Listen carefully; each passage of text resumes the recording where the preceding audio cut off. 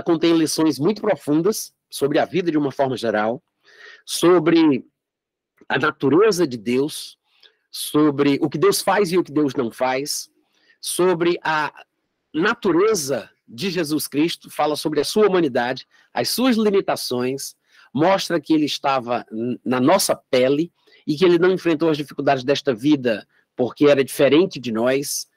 Diferentemente do que se costuma dizer, Jesus não repreendeu aquele vento e aquela tempestade porque ele era Deus, porque ele era onipresente, onisciente e onipotente. Eu estou fazendo aqui uma introdução, estou engrossando o caldo para chamar a atenção de vocês, mas daqui a pouco eu vou abrir os textos, a gente vai mergulhar na palavra e eu vou tentar provar cada uma das declarações que eu estou fazendo aqui ousadamente, tá?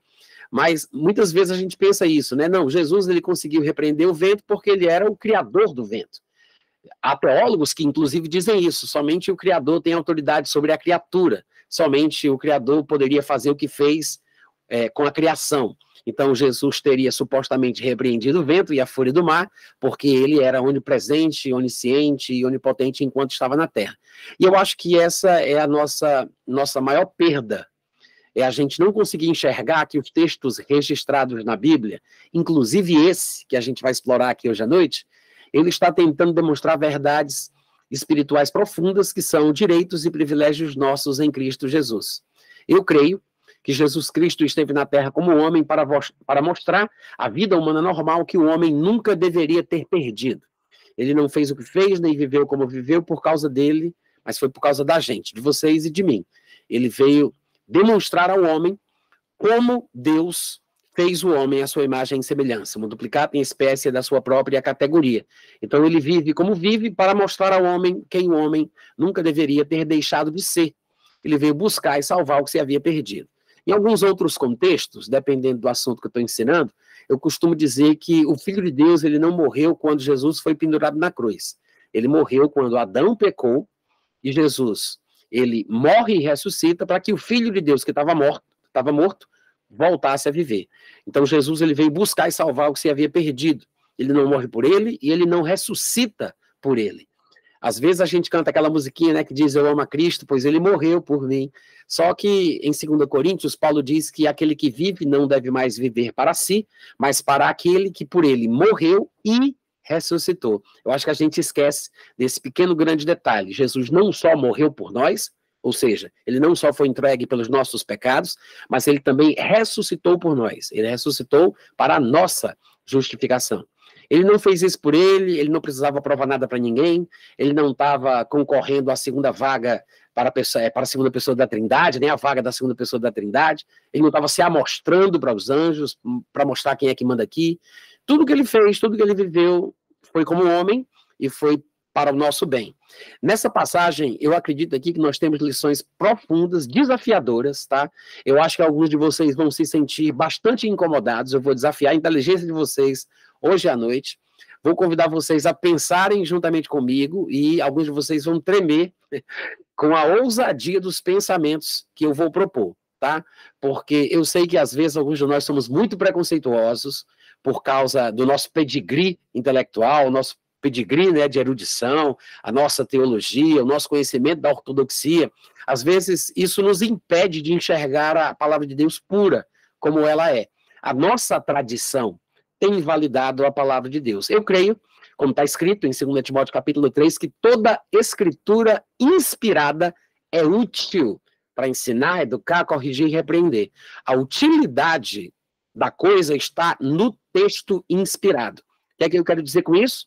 Que eu acredito que o que está escrito do versículo 22 ao versículo 25 de Lucas capítulo 8, que é o nosso texto aqui de estudo, eu acredito que o texto é suficiente para nos levar a pensar o que Deus quer, a entender o que Deus está transmitindo, é o suficiente para a gente ser abençoado.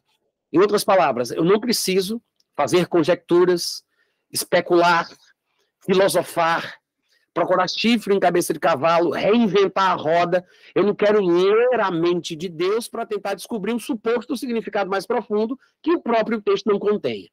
Qualquer tipo de busca por supostos significados mais profundos, além do texto, para mim, pode dar lugar à influência diabólica, a ensino de demônio, a vãs filosofias, e a gente acaba se perdendo. Então, O meu ponto de partida é sempre esse. Eu acredito na inspiração do Espírito Santo, sou totalmente dependente do Espírito Santo, mas eu acredito que jamais o Espírito Santo iria além ou contradiria o que está escrito, porque o texto inspirado é suficiente.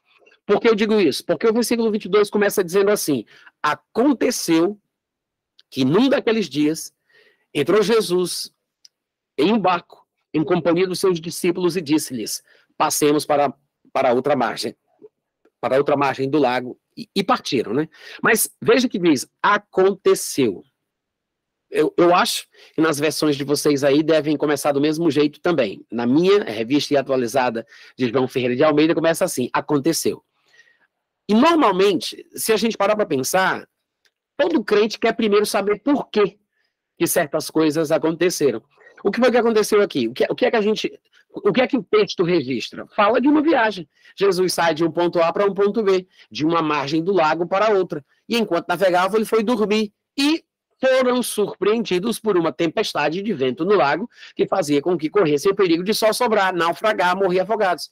Então, era um perigo real, né? Era um perigo de morte. Jesus estava no mesmo barco, é bom a gente lembrar disso. Jesus estava no mesmo barco. E muitas vezes, quando acontece coisa semelhante em nossa vida, que nós, sei lá, de repente uma viagem mesmo, literal, saindo de uma cidade para outra e acontece um imprevisto, um incidente, um acidente, sabe-se lá, ou então um projeto de vida, uma faculdade, um relacionamento conjugal, uma coisa que a gente pretende fazer e durante o processo da realização do nosso propósito, do nosso desejo, daquilo que a gente quer, somos surpreendidos por tempestades de problemas, por surpresas desagradáveis, e normalmente, como crentes, nós queremos saber por quê, né? Por que, meu Deus? Por que isso? Por que aquilo? Por que, meu Pai?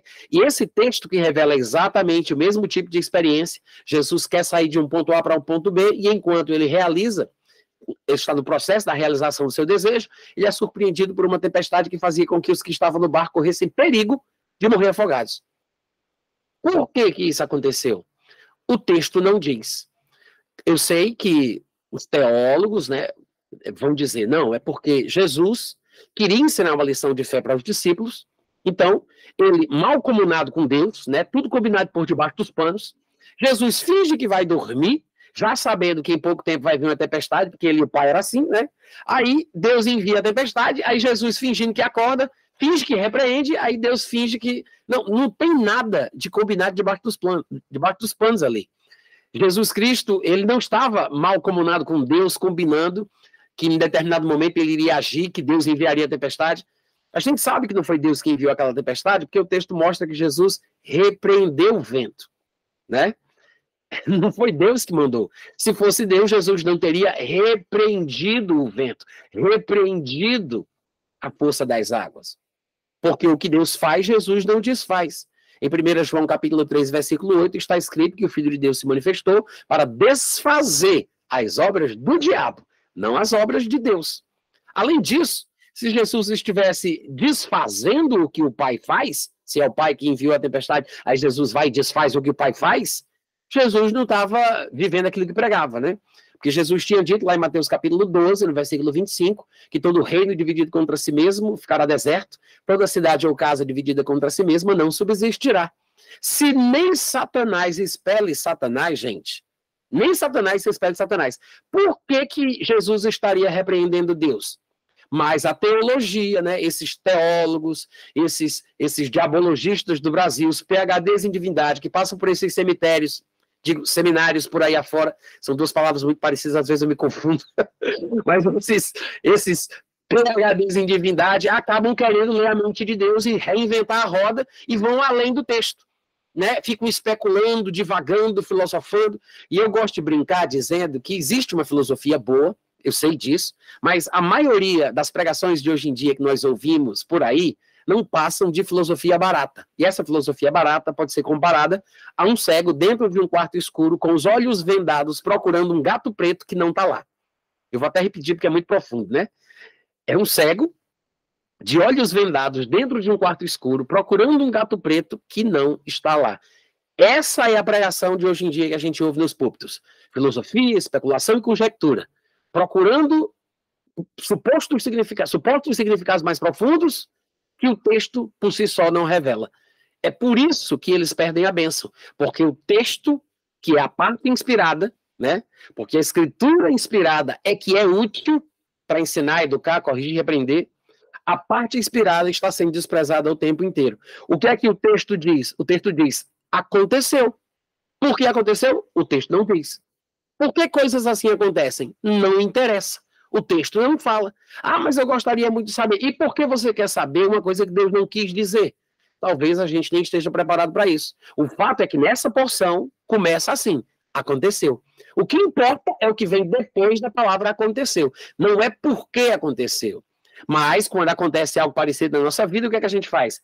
A gente pensa, né? Meu Deus, será que Deus está querendo me ensinar uma lição com isso? Será que é porque eu pequei? Será que é porque eu não dei o dízimo do mês passado? Será que eu estou fora da vontade de Deus? Talvez eu não tenha sido guiado. Então, a gente especula em cima de coisas relacionadas à cultura evangélica, né? Que a cultura evangélica hoje em dia é mais forte do que as expressões bíblicas e os textos bíblicos. A nossa tradição, né, tem essa força de invalidar a própria palavra de Deus. E a gente não percebe que o texto não se preocupa em dizer por que aconteceu isso. E eu até acho interessante que o fato registrado tenha Jesus como protagonista, porque o que se vai dizer sobre algo ter acontecido dessa forma com Jesus Cristo? Porque foi com ele que aconteceu. Foi ele quem quis atravessar o lago. Foi ele quem pediu para chegar do outro lado. Enquanto eles navegavam, sobrevia a tempestade de vento no lago, fazendo com que os que estavam no barco corressem perigo de morrer afogados, e Jesus, que queria chegar do outro lado, estava dentro do mesmo barco. Então, observe que dizer assim, mas se Deus estiver no negócio, a gente chega lá, vai dar certo, não vai ter problema, não vai ter dificuldade, não vão se levantar empecilhos, vai fluir, Deus abre as portas, né? Você observa que isso não tem sentido. O fato de Jesus estar no barco não impediu que a tempestade chegasse. E eu quero chamar a atenção de vocês para o fato de que a tempestade era uma manifestação anômala, era uma anomalia da natureza que Deus criou. Era o vento que Deus criou, o mar que Deus criou. Mas mesmo assim, não é porque era a criação de Deus que era Deus que estava no negócio. Isso mostra que nem mesmo a criação de Deus se manifesta exatamente como Deus quer, todas as vezes. Porque desde que o homem caiu, entregando a autoridade deste mundo às mãos de Satanás, Satanás passou a ser o Deus deste mundo. Eu me lembro que na tentação, Satanás disse isso a Jesus, né? Se prostrada, me adorares, tudo te darei, porque me foi entregue, e eu dou a quem eu quiser. Então, a melhor mentira é aquela que está misturada com a verdade. Às vezes, mas Satanás é mentiroso, é o pai da mentira. Mas como é que ele vai convencer as pessoas se ele não usar a própria Bíblia, se ele não usar a palavra de Deus, se ele não usar as Escrituras? Qual é a melhor mentira, senão uma verdade interpretada do jeito dele? Ele não estava sendo totalmente mentiroso, até porque se ele for totalmente mentiroso, ele vai convencer pouca gente. É assim que Satanás faz. Ele cita a Bíblia, ele usa as Escrituras, ele fala do texto, ele diz o que Deus disse. O fato é que realmente a autoridade deste mundo foi entregue a ele. O próprio Jesus o chamou de príncipe deste mundo. Este mundo jaz no maligno. Paulo diz que Satanás é o Deus deste mundo. Mas Deus, o Pai de Jesus, não o fez dono deste mundo. A Bíblia mostra que Deus fez o homem à sua imagem e semelhança, uma duplicata em espécie da própria categoria divina, deu ao homem esta autoridade, tem a ele domínio sobre a terra, o mar, tudo que existe. Aí o homem entrega tal autoridade concedida por Deus a ele nas mãos de Satanás. Sim, Satanás recebeu essa autoridade, ele é o Deus deste mundo, não porque Deus tenha feito ele assim, mas porque o homem, que fora feito assim por Deus, entregou a Satanás a autoridade que recebeu do Pai. Está escrito lá no Salmo 115, versículo 16, os céus são os céus do Senhor, mas a terra ele deu aos filhos dos homens. É por isso que, para reaver a autoridade que Deus concedera ao homem, o homem deveria tomá-la de volta das mãos de Satanás, que é o que Jesus vai fazer. Ele vem buscar e salvar o que se havia perdido, ele veio morrer e ressuscitar, para que o Filho de Deus, que estava morto desde o pecado de Adão, voltasse a viver. Ele restaura a ordem das coisas. Quando Jesus ressuscita, ele diz, toda a autoridade me foi dada no céu e na terra.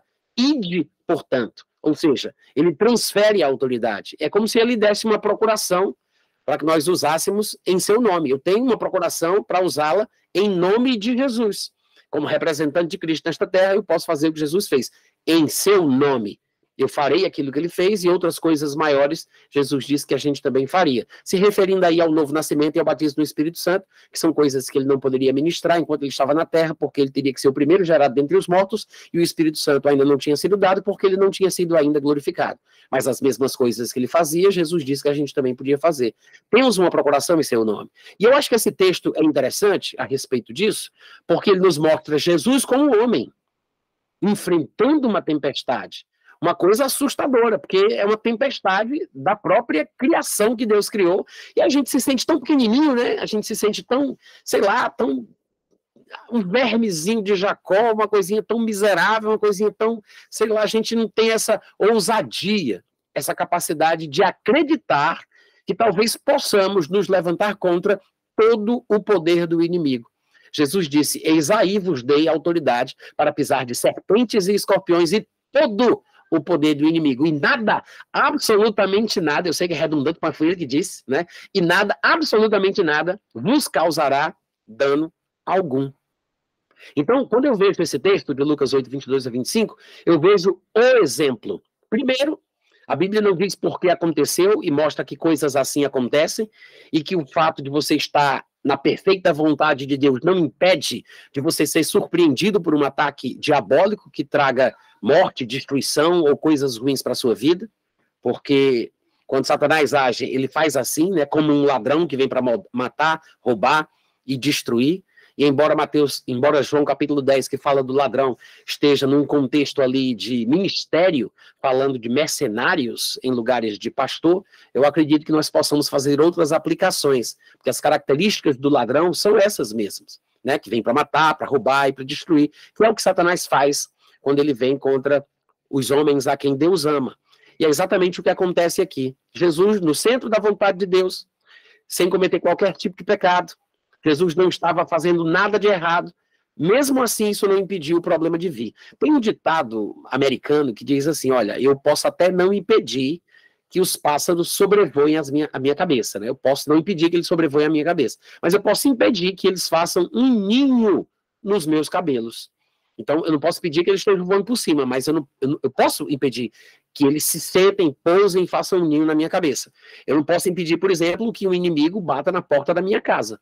Não posso impedir, mas eu posso impedir que ele entre na minha sala, que ele entre no meu sofá, que ele adentre a minha casa. Isso eu posso impedir. Então, eu não posso impedir que os males da vida venham sobre mim. Eu não tenho como impedir que um mal aconteça, um problema, uma circunstância, um infortúnio, uma infelicidade, um incidente, um acidente. A gente não tem como evitar estas coisas, ainda mais porque viver no mundo onde Satanás é Deus é ter que nadar contra a maré, né? Estamos numa sociedade hostil ao evangelho, o mundo jaz no maligno, nós aqui estamos fora do lugar. Um dia, Jesus Cristo há de reinar por toda a terra, de uma ponta a outra do mundo. Mas, por enquanto, Satanás é o Deus deste mundo, então nós aqui estamos no lugar dele e não ele que está no nosso. Então, para ele, nós somos um incômodo e a gente tem que, como os textos da Bíblia ensinam, nadar contra a maré, né? Perseverar, tem que ficar firme, porque todo aquele que quer viver piedosamente em Cristo Jesus sofrerá perseguições. E eu falo de perseguições de demônios, eu não estou falando sobre os inimigos do homem da sua própria casa, como pai, sogra, mãe, eu estou falando sobre a nossa luta verdadeira, que não é contra a carne e o sangue, mas contra espíritos deste mundo tenebroso. E eles podem atacar o crente de todas as formas possíveis, em todas as áreas que você imaginar. Agora, o que a gente faz quando o ataque vier? O que a gente faz quando a tempestade surgir? Esse é o ponto. Coisas assim acontecem, mas como a gente reage, eu acho que é a grande lição. Então, voltando aqui para Lucas capítulo 8, a gente vê que Jesus ele foi dormir. E é importante observar isso, né? Que enquanto navegavam, ele adormeceu. É discreta a declaração, mas ao mesmo tempo ela é como a ponta de um iceberg. A parte que aparece é a parte menor, porque a parte maior está para baixo, né? Está escondida. Se a gente for puxar esse negócio aí, você vai ver o tamanho que é a ideia que o texto oferece. Porque quando se fala que Jesus dormiu, é porque ele estava cansado, e isso indica que ele tinha uma natureza realmente humana. Irmãos, Jesus Cristo, ele parece ter existido ou existir em 3 estados distintos. Eu gosto de dizer assim, a Bíblia testemunha sobre 3 estados distintos ao longo da existência eterna de Jesus Cristo. 3 estados distintos. Primeiro, sabemos que Jesus estava com Deus e ele era Deus, né? E quando ele estava na forma de Deus, ele sabia o que era o ser humano, mas ele não sabia o que era ser humano. Eu vou repetir o trocadilho. Ele sabia o que era um ser humano, mas não sabia o que era ser humano. Nunca tinha sentido sono, fome, não tinha sistema nervoso, globo ocular, não tinha corpo, carne, unha. Ele foi tentado como nós, porque temos um sumo sacerdote que pode se compadecer das nossas fraquezas, porque em tudo ele foi tentado como nós, embora sem pecado, ele foi tentado como nós somos. A Bíblia diz que, inclusive, até morrer ele morreu, né? Porque aos homens está ordenado morrer, vindo depois disto o juízo. Então Jesus Cristo passou exatamente por tudo. Então nós sabemos que Jesus estava com Deus e ele era Deus, mas Paulo ensina em Filipenses capítulo 2 que Jesus Cristo, embora estivesse na forma de Deus, ele não julgou o fato de ser igual a Deus uma coisa à qual ele deveria se apegar. Há versões que dizem, não julgou como usurpação ser igual a Deus. E eu acho que às vezes as pessoas não entendem o que isso significa. Por isso que eu prefiro citar, nesse caso aqui, a NVI, a revisada, porque dão mais clareza ao texto. Ou seja, Paulo está dizendo que o fato de Jesus ser igual a Deus, ele não julgou uma coisa à qual ele deveria se apegar. O fato de ser igual a Deus, ele não julgou que isto seria uma coisa à qual ele deveria se apegar. Antes, esvaziou-se, assumindo a forma de servo. Ou seja, ele estava na forma de Deus quando estava no céu. Ele desce do céu, Jesus disse isso, né, lá em João 6,38, eu desci do céu não para fazer a minha própria vontade, sim a vontade daquele que me enviou, dizendo aí que depois de ter descido, ele adquiriu uma vontade própria de homem que não deveria ser feita, porque para fazer a de Deus ele deveria restringir, limitar essa vontade humana própria que ele adquiriu depois de ter descido, que não eram as mesmas vontades, porque se a vontade própria da qual ele está falando fosse igual à vontade de Deus, ao fazer a sua vontade própria, ele estaria fazendo a vontade de Deus, né? Mas se ele diz, desci não para fazer a minha própria, para que a de Deus prevaleça, porque são 2 vontades diferentes. Então ele desce do céu, ele deixa o céu, ele abandona o céu. Paulo explica isso em Filipenses 2, dizendo que ele deixou a forma de Deus e assumiu a forma de servo. Fica implícito que ele estava na forma de Deus e agora está na forma de servo de Deus. Quando diz que ele assumiu a forma de servo, é claro, é porque ele nasceu como homem, ele desceu do céu, deixou, abandonou o céu, assumiu a forma humana, a forma de servo de Deus. Mas nós sabemos que o servo ele pode ser obediente e desobediente. Mas Jesus ele foi um servo obediente, e obediente até a morte, e morte de cruz. Que é por isso que Deus o exaltou, né, sobre toda maneira, dando-lhe um nome acima de todo nome. Afinal de contas, a qual dos anjos Deus disse jamais, tu és meu filho, hoje eu te gerei. Ou a qual dos anjos ele disse, eu te serei por pai, tu me serás por filho, assenta-te à minha direita, tu és sacerdote eternamente, segundo a ordem de Melquisedeque. A nenhum dos anjos Deus disse isso, mas Jesus alcançou essa posição. Como disse Pedro, Deus o fez Senhor e Cristo, né? Lá em Atos capítulo 2, do versículo 30 em diante. Agora, o que é interessante é que a gente se esquece dessa segunda fase da existência eterna de Jesus Cristo. A gente sabe que ele estava com Deus e ele era Deus, mas a gente se esquece desse momento terreno. Esse período da sua existência eterna em que ele esteve neste mundo como homem é chamado pelas escrituras de os dias da sua carne. Que foram 33, né? Os dias da sua... 33 anos. Os dias da sua carne.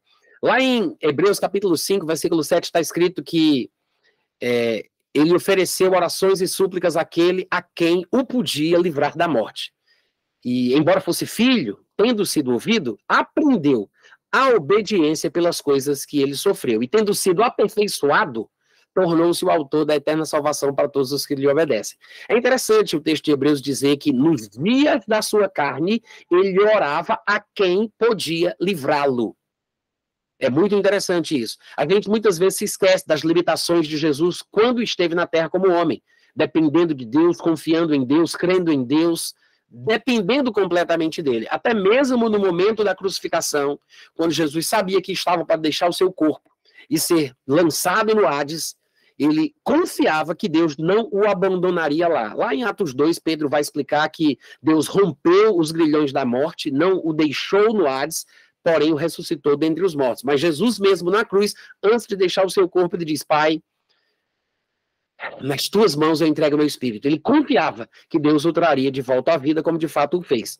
Então Jesus ressuscitou pela fé no poder de Deus, né? Mas ele esteve dependente na terra daquele que o podia livrar da morte. Nos dias da sua carne, ele viveu como um homem dependente de Deus. Às vezes a gente não consegue observar este aspecto humano da vida de Jesus. Quando a gente pensa na divindade de Jesus, automaticamente a gente pensa na onipotência, na onipresença e na onisciência.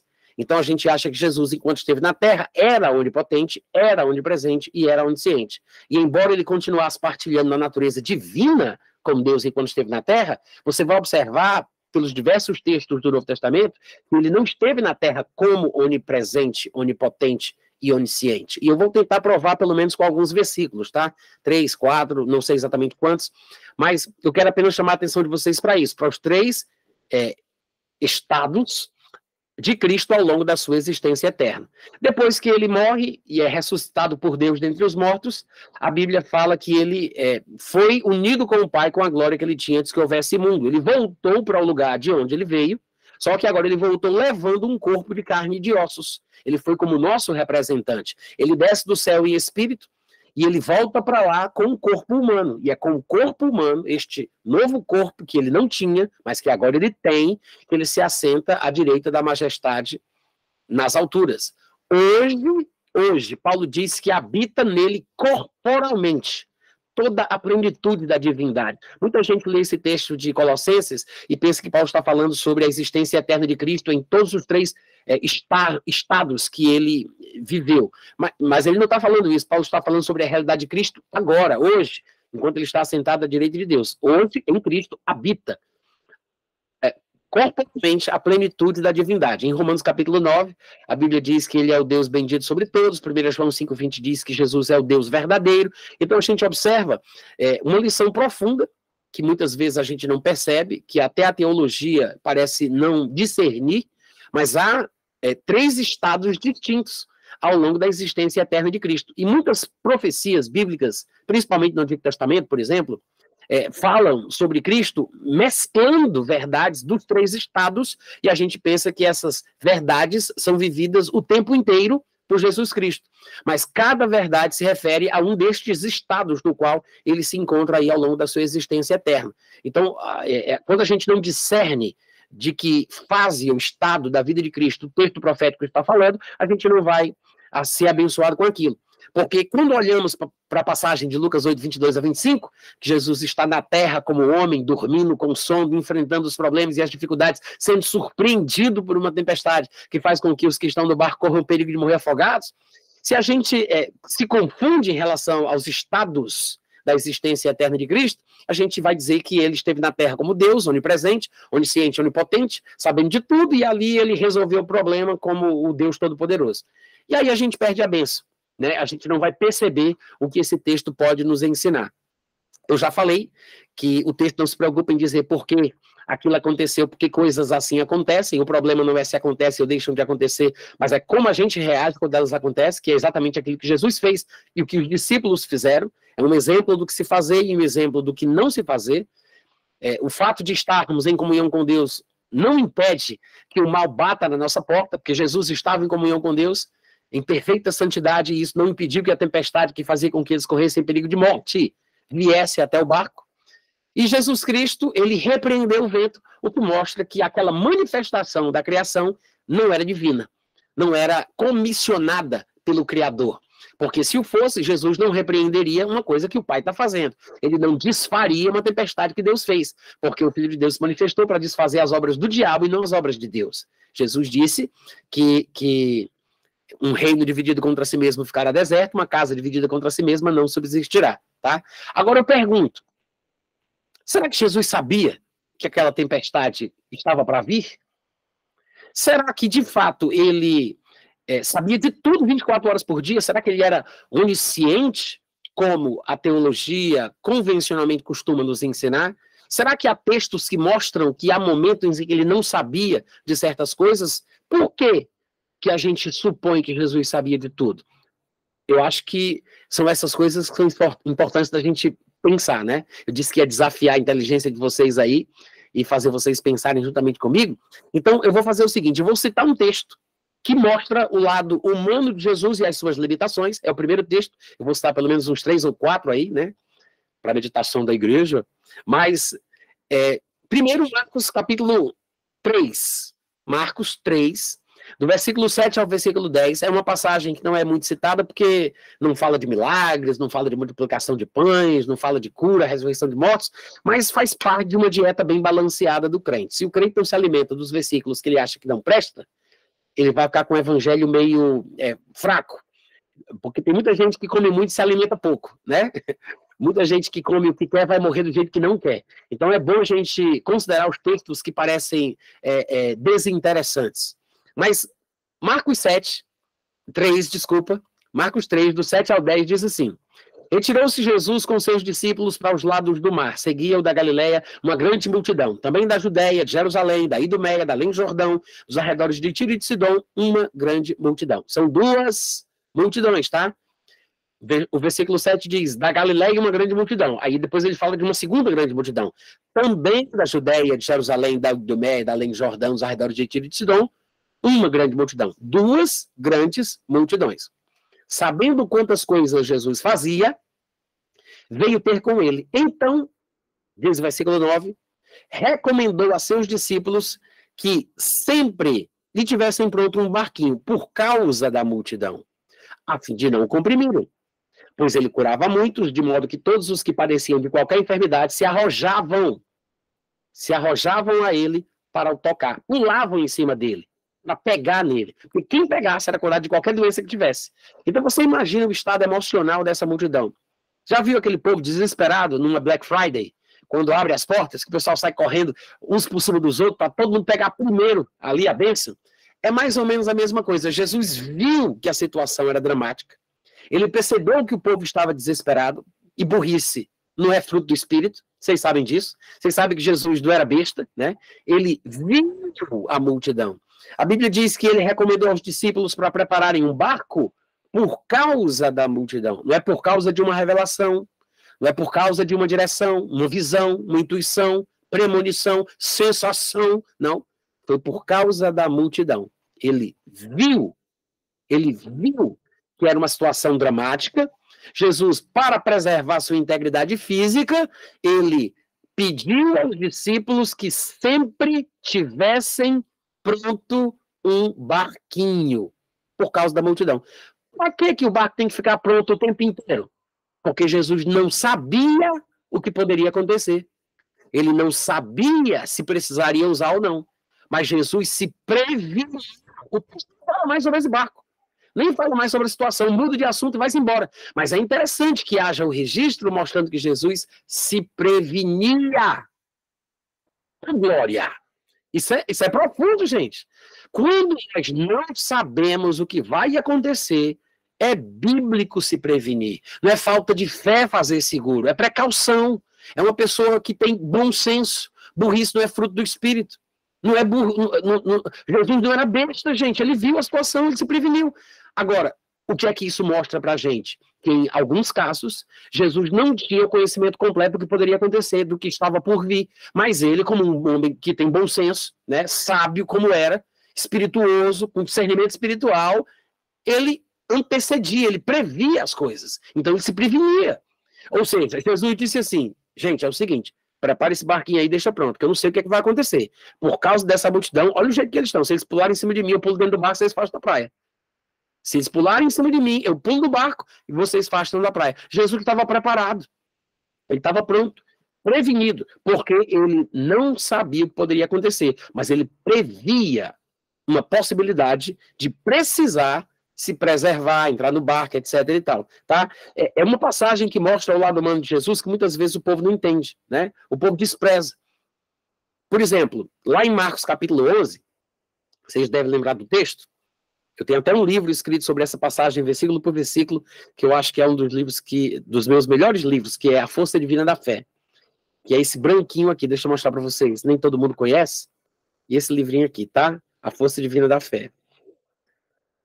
Essa passagem é interessante, porque Jesus, ele vai repreender uma figueira, ele vai amaldiçoar, né? Vai jogar uma praga na figueira, porque Jesus estava com fome, e ele está morando em Betânia, nessa fase do seu ministério, e ele faz uma viagem de 2.775 metros, é quase 3 quilômetros de caminhada de Betânia para Jerusalém. Ele está morando em Betânia, na cidade dos seus amigos, Lázaro, Maria e Marta, e aí ele vai para Jerusalém, passa o dia ministrando lá, termina o dia, ele volta para Betânia. No outro dia, ele sai de manhã mais uma vez para Jerusalém, faz aquela caminhada toda, passa o dia em Jerusalém, ministra, quando termina ele volta para Betânia. Então, nessa fase do ministério de Jesus, é assim que ele está procedendo. Num destes dias, ele passa de manhã, só que o texto faz questão, lembre-se, o texto é a parte inspirada.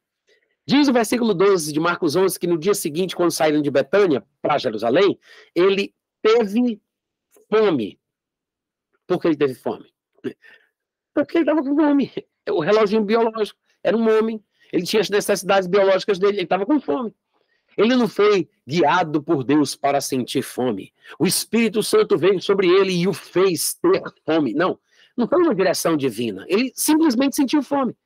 Aí a Bíblia diz que esse é o texto inspirado, tá? Essa é a parte inspirada da história. Não vai querer procurar coisas que Deus não disse, significados supostamente mais profundos. Não. Fica com o texto, que é a parte inspirada, e você vai ser abençoado. O texto inspirado diz que ele sentiu fome. E aí ele viu de longe uma figueira com folhas. E foi ver se. Foi ver se. O texto inspirado diz que Jesus foi ver se, porventura, acharia alguma coisa. Para comer, né, gente? Folha dava para ver de longe. E se tem folha, tem galho, porque as folhas estão nos galhos. Então, o que ele queria? Figo para comer. Eu sei que o texto diz que não era tempo de figos, mas se não era tempo de figos, não era tempo de folhas.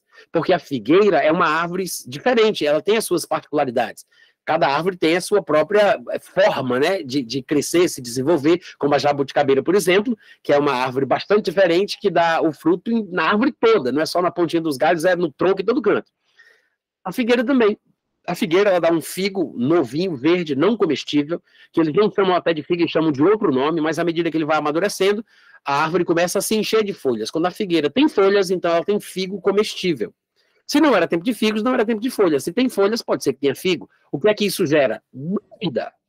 É por isso que o texto inspirado diz que Jesus foi ver se. Não era para aquela figueira ter folha, porque não era tempo de figo. Mas se tem folha, será que tem figo? Jesus estava com fome. E ele foi ver se. Vocês sabem por que Jesus foi para ver se tinha figo? Por que ele foi até a figueira? Vocês estão preparados para a revelação, gente? Jesus foi porque ele não estava lá. Ele foi porque ele não estava lá. Se ele fosse onipresente, ele não precisava ter ido, não é mesmo? Alguns teólogos talvez gostariam de dizer que Jesus deveria ter puxado a espada justiceira e ter dito, dê-me a visão além do alcance. Não. Ele foi ver se. Condicionalidade. Ele não foi para criar fruto. Ele não foi para dizer, haja figo. Não, ele foi ver se tinha. Você observa que essas três palavrinhas nos mostram o contrário do conceito teológico da onipresença, da onisciência e da onipotência. Porque ele foi ver se. Foi ver se. Porventura tinha alguma coisa para comer. Quando ele chega lá, eu entendo perfeitamente Jesus. Ele estava se dirigindo a Jerusalém para cumprir o seu ministério. Com fome, ele para não sei exatamente quanto tempo, até aquela figueira procurando comida. Quando chega lá não tem nada, é uma figueira que está doente, é uma anomalia da natureza, e ele fez o que qualquer pessoa que tem um pingo de bom senso faria, né? Ele diz para ela, morra. Jesus achava que árvores que ocupam a terra inutilmente devem ser arrancadas. Ele, inclusive, conta uma parábola um dia falando sobre isso, vocês devem lembrar. Ele disse que tinha uma figueira plantada numa vide, aí o dono da terra pediu ao agricultor para pegar figos, aí ele disse que não tinha, ele disse, arranca da terra. Aí o agricultor disse, vamos trabalhar, vamos adubar no próximo ano. Ele disse, não, tudo bem, vá, tente. Quando é no outro ano, o dono da terra vem e disse, cadê o figo da figueira? Ele disse, não deu. Aí disse, arranque ela, porque ela não vai ocupar a terra inutilmente. Então, nesse momento, Jesus Cristo, ele pode não ter usado uma ferramenta de corte, mas ele, com a sua palavra, pela fé, ele matou aquela figueira. Tanto é que depois, quando os discípulos se admiram que a figueira tenha secado por causa do que ele disse, né? Jesus olha para a admiração deles e fica impressionado com aquilo. E aí ele ensina para os discípulos uma lição de fé muito profunda. Ele diz, se alguém disser, não é se eu disser, ele diz, se alguém disser a este monte, ele usa o pronome demonstrativo este, porque assim como tinha uma figueira literal, devia ter um monte literal. Então ele aponta para o monte, aí ele diz, se alguém disser para este monte, ergue-te. É para falar para o monte, ó, ergue-te. Não é para falar com Deus sobre o monte. Se alguém disser ao monte, ergue-te, lança-te no mar, e não duvidar no seu coração, mas crer que você fará o que ele diz. Não é o que Deus diz, é o que ele diz. Tudo o que ele disser, lhe será feito. Jesus explica para os discípulos por que o que ele disse funcionou, generalizando a declaração. Ele não disse se um judeu disser, se um predestinado disser, se um eleito disser. Não, ele disse se alguém disser. Porque o homem, o ser humano, fora criado uma duplicata em espécie da categoria divina. Deus colocou no homem um elemento criativo, vindo do Criador. Satanás usa o elemento criador que está no homem, que fora feito à imagem e semelhança de Deus, para produzir milagres e depois explica ao homem por que aconteceu. E o homem se ilude por causa da experiência, achando que aquilo que Satanás lhe conta sobre o milagre está certo. Mas, na verdade, não é Satanás que faz o milagre em si, mas ele usa a capacidade humana de criar, de produzir. Há um poder na natureza humana, e a gente observa isso nas religiões do mundo, que Satanás induz o homem a usar este poder para o mal, e os homens não sabem de onde ele veio. Mas nós que conhecemos a Bíblia deveríamos saber, porque Deus fez o homem à sua imagem e semelhança. Então Jesus estava ensinando exatamente isso. Mas a gente observa o quê? Jesus se igualando com os discípulos como homem, usando os seus recursos divinamente concedidos e dando aos homens o ensinamento do porquê que o que ele falava acontecia. Porque ele falou com a figueira secou. Aí os discípulos se admiraram e ele disse, se alguém disser a este monte, ergue-te e lança-te no mar, e não duvidar no seu coração, mas crer que se fará aquilo que diz, tudo que disser, ele será feito. Uau, isso é profundo, né? Mas há muitos outros textos que mostram essa humanidade de Jesus. Eu acho que esses textos são suficientes, eu não vou nem ler mais, né? Já passei tempo suficiente aqui para provar o ponto, mas se a gente voltar para Lucas capítulo 8, a gente não tem por que pensar que Jesus não fora surpreendido. Ele estava dormindo, cansado e dormindo. Os discípulos acordam ele dizendo, mestre, estamos perecendo. É bem provável que Jesus não estivesse esperando por aquela tempestade, até porque o que ele queria era chegar do outro lado. Ele disse, passemos para a outra margem do lago, e partiram. E ele dormiu, porque ele esperava chegar do outro lado. Ele fora surpreendido, acordado pelos discípulos, mas mesmo assim, Jesus, diferentemente de nós, tinha uma teologia saudável.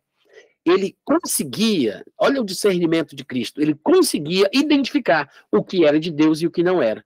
Ele sabia o que deveria ser recebido e o que deveria ser repreendido. Ele sabia quando dar graças a Deus e quando colocar para correr. Esse é o nosso problema. Às vezes, a gente quer fazer uma coisa, uma pessoa quer se casar com alguém, casa, e está no, sei lá, segundo, terceiro ano de casamento com a pessoa, aí o marido vira gay. Deixa a mulher para morar com outro homem. Ou a mulher abandona o marido para morar com outra mulher. Aí a pessoa pensa, por que Deus permitiu? Por que, meu pai, que isso aconteceu? O que foi que eu fiz? Por que, meu Deus? O que é que tu quer me ensinar com isso? Como se Deus fosse o responsável pelo que está acontecendo. Deus não é o responsável pelas escolhas dos homens. E quando nós convivemos e interagimos com outras pessoas, a gente tem que entender isso. As outras pessoas são livres para até mesmo fazerem aquilo que não devem. E a gente não pode evitar que as pessoas desobedeçam a Deus. Nós prestaremos contas de nós mesmos diante de Deus. Nós fazemos a nossa parte, mas de onde sabes, ó marido, se salvarás a tua mulher? De onde sabes, ó mulher, se salvarás o teu marido? Nós não temos promessa e garantia de que os nossos parentes vão ser salvos. Às vezes a gente se atrapalha com Atos capítulo 16, versículo 31, né? E a gente pensa que Paulo está falando ali da salvação dos parentes, mas não está, tá? Depois o contexto vai mostrar isso. Se vocês quiserem, tem pregações minhas em vídeo, em áudio, no meu site. Depois procurem lá esse texto, essa pregação, e vocês vão entender o porquê que o texto não está falando sobre isso. Mas o que acontece é o seguinte, o que nos cabe é usar a nossa fé para que nós possamos repreender o problema quando, se ele surgir. Exatamente como Jesus Cristo fez em Lucas capítulo 8. Ele estava dormindo, foi acordado pelos discípulos, e o que é que ele fez? Ele repreendeu o vento. É interessante. Jesus repreendia a febre obedecia. Jesus falou com a figueira obedeceu. Jesus expulsava os demônios obedeciam. Agora ele repreende o vento, ele repreende o mar, e vem a bonança. Porque Jesus sabia quem ele era. E Jesus sabia o que ele poderia fazer, a autoridade que ele possuía. Os discípulos parece que não tinham muito entendimento ainda a respeito do assunto, porque eles vão ficar admirados com o que Jesus Cristo faz, no versículo 25, e vão dizer uns aos outros: quem é ele, que até os ventos e as ondas repreende e lhe obedece? Aí vem a teologia e responde: ele é Deus, onipresente, onisciente, onipotente, né? Ou seja, misturam os tempos da existência eterna de Cristo, não observando que o texto de Lucas 8 está registrando um episódio dos dias da sua carne. E que naquele momento, ele usou as ferramentas que, como um homem dependente do Espírito Santo, ele poderia usar. Em muitas ocasiões, Jesus fez isso. Às vezes, Deus revelava para ele coisas de forma sobrenatural, e ele sabia, inclusive, o que estava no coração do homem, sem que ninguém lhe contasse. Mas em outras ocasiões você observa Jesus perguntando para receber a informação, precisando ir para ver se tem fruto. Jesus totalmente alheio aos acontecimentos, e às vezes a gente não observa isso. Jesus desceu do Monte da Transfiguração, ele viu uma discussão dos escribas e fariseus com os 9 discípulos que ficaram embaixo, e Jesus perguntou: o que é que vocês estão discutindo com eles? Por que ele perguntou isso? Porque ele queria saber. Aí o pai do menino se apresenta e diz: não, é porque eu trouxe meu filho para receber a oração, você não estava aí, então os discípulos acabaram orando, eles não conseguiram curá-lo, mas se tu podes fazer alguma coisa, me ajuda. Aí quando Jesus diz: traz o menino, quando o menino se coloca na frente de Jesus, o demônio se manifesta. Então Jesus percebeu que aquilo ali não era uma coisa que tinha acontecido no final de semana passado. Um relacionamento assim, né, com muita intimidade, como parecia que havia entre o menino e o demônio, que o menino fica na frente de Jesus e o demônio se manifesta, só pode levar muito tempo. Todo relacionamento com muita intimidade leva muito tempo. Aí Jesus pergunta: quanto tempo isso está acontecendo? Aí o pai: desde a meninice. É como se Jesus confirmasse a sua suspeita. Mas observe que Jesus interage. O que é que está acontecendo? O que é que vocês discutiam com ele? Há quanto tempo isso acontece? Ele está perguntando para se informar. Quando Jesus está indo para a casa de Jairo para orar pela sua filha, uma mulher vem por entre a multidão porque ela dizia consigo mesma: se eu apenas tocar na sua veste, eu serei curada. A Bíblia diz que ela toca na roupa de Jesus e Jesus sente que saiu o poder. Jesus se volta e pergunta: quem me tocou? Porque eu senti que saiu poder. Não foi ele que colocou o poder para fora. Não, ele disse: eu senti que saiu. Alguém tirou, senti que saiu, alguém tirou, mas não sei quem foi. Quem me tocou? Ou seja, o poder de Deus saiu pelas costas de Jesus, a mulher tirou aquele poder pela fé dela, que é o que Jesus vai dizer depois: foi a tua fé que te curou, mas ele se volta para saber quem foi. E a gente não percebe esses detalhes que são importantes para uma teologia bem equilibrada, para que a gente possa usufruir dos textos bíblicos que são de fato inspirados pelo Espírito Santo. Aqui em Lucas capítulo 8 não é diferente. Ele repreende o vento porque não era uma obra de Deus, ele jamais repreenderia uma coisa que Deus está fazendo. Ele, consciente do que é de Deus e do que não é, ele ousa fazer isso, porque é assim que o crente tem que agir. Se nós, por exemplo, vamos expulsar um demônio, nós não pedimos a Deus que ele tire o demônio daquela pessoa. Eu não falo: Deus, olha o demônio, papai do céu, tá vendo o demônio? Não, eu não falo com Deus sobre o demônio.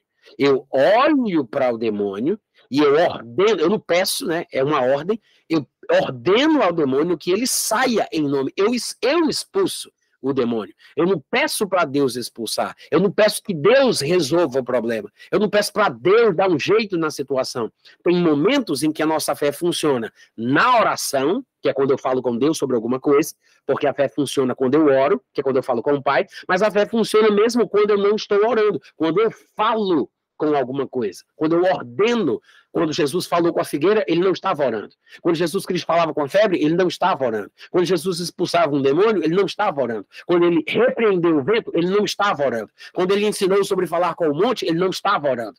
Nós que somos crentes podemos usar nossa fé tanto na oração como fora dela.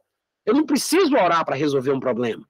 Eu posso repreender a situação, a enfermidade, a doença, expulsar o demônio. Isso não é orar.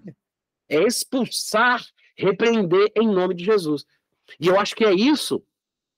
É uma coisa muito simples, na verdade, é básica do cristianismo, mas a nossa inteligência muito profunda, né? A nossa capacidade intelectual, ela nos atrapalha de ver o óbvio, o mais simples, como crianças. A gente não consegue entender o texto. Jesus repreende o vento, repreende a fúria das águas, vem a bonança, aí ele repreende os discípulos. No versículo 25, Jesus diz: onde está a vossa fé?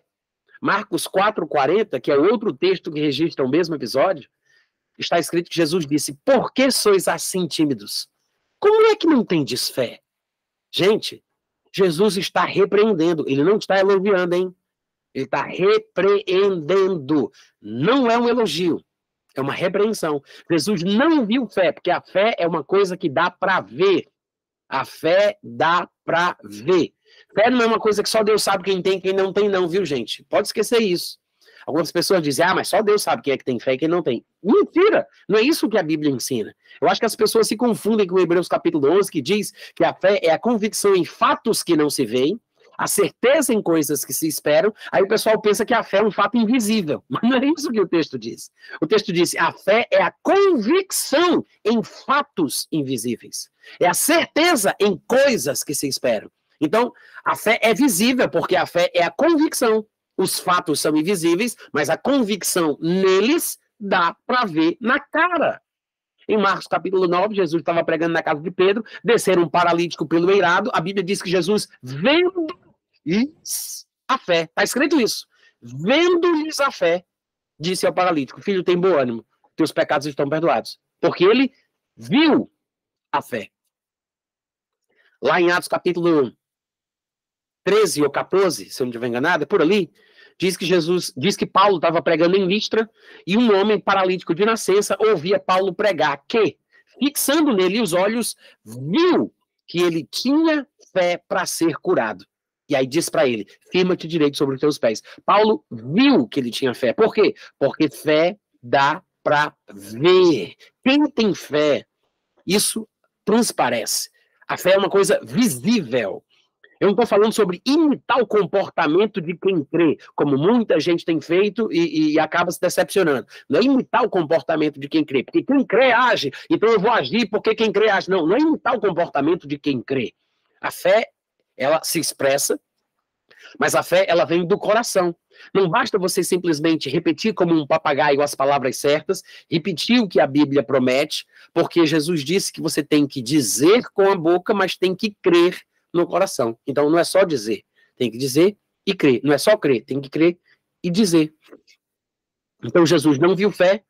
O que Jesus viu foi medo, pavor, insegurança. Eles disseram, estamos perecendo. Foi isso que eles disseram. Foi isso que saiu da boca dos discípulos. Jesus viu medo, covardia, pavor. Então ele repreende os discípulos dizendo, por que sois assim tímidos? Como é que não tendes fé?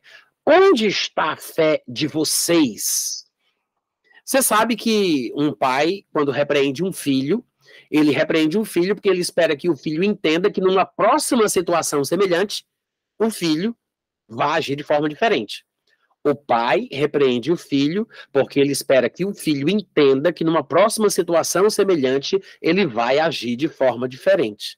Jesus não elogiou os discípulos, ele os repreendeu. E ele os repreendeu para que os discípulos entendessem que eles deveriam mudar aquele comportamento e numa próxima situação semelhante, eles deveriam ter um comportamento diferente.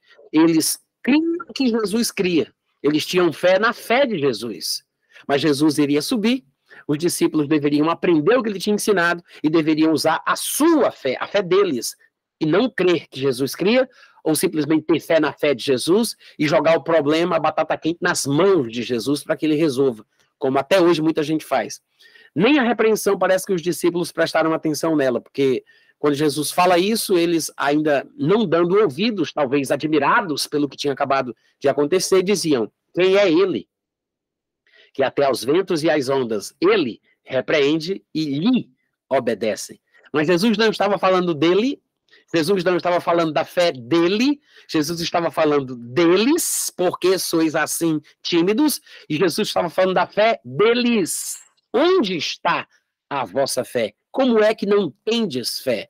Se eles pelo menos tivessem prestado atenção na repreensão, eles teriam se questionado de uma forma diferente.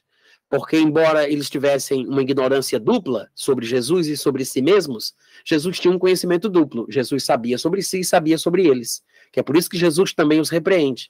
Mas se tivessem prestado atenção nessa repreensão, eles teriam pensado: como assim? Como assim onde está a nossa fé? Numa situação como essa, afinal de contas, quem somos nós para que aos ventos e às ondas repreendamos e nos obedeçam? Esse era o pensamento que deveria ter ficado na cabeça dos discípulos, para que eles pudessem entender que eles deveriam replicar a prática de Jesus, a fé de Jesus, a vida de Jesus, porque aquele que diz que está em Cristo deve andar como ele andou, né? Então, é um texto simples, mas eu acho que ele é profundo, porque ele abre um leque aí para muitas coisas. E essa é a palavra que eu queria compartilhar com vocês hoje à noite. Eu espero que vocês tenham sido abençoados em nome de Jesus, tá? Deus abençoe a cada um. E é isso.